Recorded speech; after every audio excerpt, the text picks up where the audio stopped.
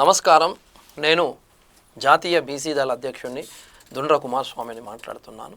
మీ ముందుకు రావడానికి ప్రధాన కొన్ని అంశాలతో మీ ముందుకు రావాల్సిన సందర్భం ఉంది. ఈరోజు సామాజిక న్యాయం, సమానత్వం కోసం పోరాడిన గడ్డే తెలంగాణ గడ్డ. ఈ తెలంగాణ నేలపై ఎన్నో ఉద్యమాలు చూసాము.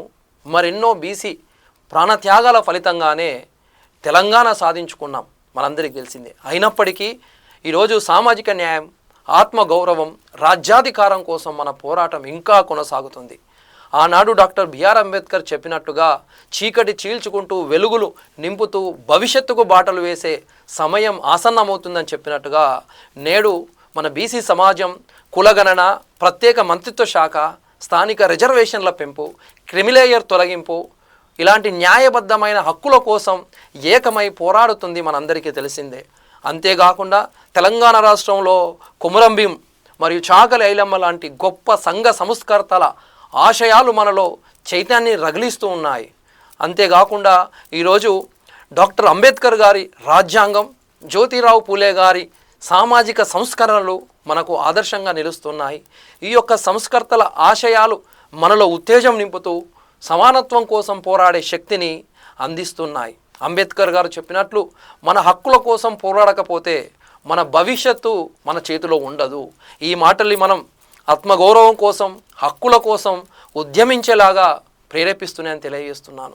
ఇప్పుడు ఒక్కసారి మనం చూసుకున్నట్లయితే స్వాతంత్రం సిద్ధించి ఆల్మోస్ట్ 7 దశాబ్దాలు గడిచినా కూడా బీసీలకు ఆర్థికంగా, సామాజికంగా, రాజకీయంగా, విద్యా ఉద్యోగ రంగాలలో సముచిత అవకాశాలు లేకపోవడము, అందకపోవడం చాలా బాధాకరం. ఈ న్యాయాన్ని ఎదురించడానికి మన ఉద్యమించవలసిన అవసరం ఎంతైనా ఉందని ఈ సందర్భంగా కేంద్ర ప్రభుత్వాన్ని నేను సూటిగా డిమాండ్ చేస్తున్నాను. జనాభా లెక్కల షెడ్యూల్ను ఎప్పుడు విడుదల చేస్తారని ప్రశ్నిస్తూ ఉన్నాను. కులగణను ప్రకటించారు, కానీ తదుపరి చర్యలు చేపట్టకపోవడం నిజంగా చాలా బాధాకరమని, అందుకే తక్షణమే కులగణన చేపట్టి జనాభా లెక్కల షెడ్యూల్ను విడుదల చేయాలని నేను కేంద్ర ప్రభుత్వాన్ని డిమాండ్ చేస్తున్నాను. అంతేకాదు రానున్న రోజులల్లా అన్ని రాజకీయ పక్షాలను ఏకతాటిపైకి తెచ్చి కులగణను ప్రధాన ఎజెండాగా మార్చి కేంద్రంపై ఒత్తిడి తీసుకురావాలి అని నా యొక్క ఉద్దేశం. అంతేకాకుండా ఒకసారి మనం 2020-21 సంవత్సరంలో జరగాల్సిన జనాభా లెక్కలు ఆనాడు కోవిడ్ కారణంగా వాయిదా పడ్డ విషయం మనందరికీ తెలిసిందే. ఈ లెక్కలను ఎప్పటి వరకు పూర్తి చేస్తారో ఒక స్పష్టమైన షెడ్యూల్ని కేంద్ర ప్రభుత్వం వెంటనే ప్రకటించాలని డిమాండ్ చేస్తూ ఉన్నాను. ఎందుకంటున్నానంటే ఈ కులగణన ద్వారా సామాజిక ఆర్థిక సమానత్వం సాధించేందుకు అవసరమైన డేటా సేకరణ జరగాలి. ఇది వెనుకబడిన వర్గాల అభివృద్ధికి కీలకమని తెలియజేస్తూ ఉన్నాను. ఈరోజు కేంద్ర నిర్లక్ష్య ధోరణికి విడనాడి పారదర్శకంగా, వేగవంతంగా కొన్ని చర్యలు చేపట్టాలని, ఒకసారి మనం చరిత్రను గమనిస్తే ఎప్పుడో 1931 సంవత్సరంలో బ్రిటిష్ కాలంలో మొదటిసారిగా కులగణన జరిగిన విషయం మనందరికీ తెలిసిందే. అప్పట్లో లెక్కల్లో ఏమైందంటే బంగ్లాదేశు, పాకిస్తాన్ ప్రాంతాలకు సంబంధించిన జనాభా కూడా ఈ లెక్కల్లో ఉంది. సో స్వాతంత్రం తర్వాత ఏ ప్రభుత్వము కులాల వారీగా లెక్కలు సేకరించలేదు. 1941 10 సంవత్సరాలకు ఒకసారి చేయాలి కాబట్టి 1941 నుంచి కులగణన ఆపేశారు. కనీసము ఈ జంతువుల లెక్కలు ప్రభుత్వం దగ్గర ఉన్నాయి, కానీ బీసీ కులాల లెక్కలు లేకపోవడం అనేది చాలా బాధాకరం.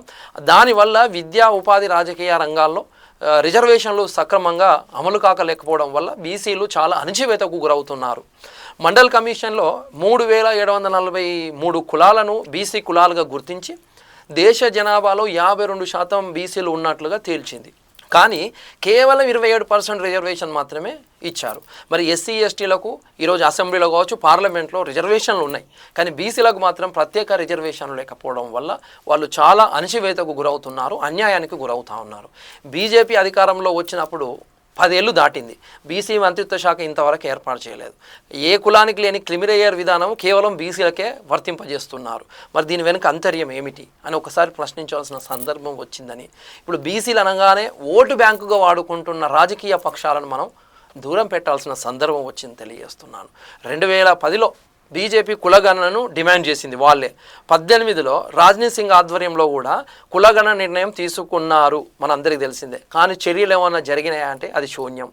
అందుకే బీసీలంతా ఒకటిగా ఏకమై మన హక్కుల కోసం మనం పోరాడితేనే రాజ్యాధికారం సాధ్యమవుతుందని తెలియజేస్తున్నాను. అందుకే మనము గ్రామ స్థాయి నుంచి రాష్ట్ర స్థాయి వరకు బీసీలకు జరుగుతున్న దోపిడీని అడ్డుకోవాల్సిన సందర్భం వచ్చిందని, ఈ యొక్క కులగణన వివిధ అసమానతలను తొలగించడానికి ఉపయోగపడుతుంది. కాబట్టి జనాభా గణనలో కులగణన జరగాలి. ఎందుకంటే 1931 లెక్కల ఆధారంగా ఇప్పటికీ రిజర్వేషన్లు కొనసాగుతున్నాయి అంటే బీసీలకు సామాజిక అన్యాయం ఏ విధంగా ఉన్నదో ఒకసారి ఆలోచన చేయండి. చూడ్డానికి దేశంలో సగభాగం, రాష్ట్రంలో సగభాగం జనాభా ఉన్న బీసీలకు న్యాయం జరగాలంటే కులగణన తప్పనిసరి. ఈ జనాభా దామాష ప్రకారం ప్రాతినిధ్యం లభిస్తేనే ప్రజాస్వామ్యంలో సామాజిక న్యాయం సాధ్యమవుతుంది అనేది అక్షర సత్యం. ఈ పోరాటం మన హక్కులు సాధించే వరకు ఈ యొక్క ఉద్యమం ఆగదని మనందరం ఏకమై సంఘటితమై ముందుకు సాగుదాం. జై బీసీ, జై తెలంగాణ.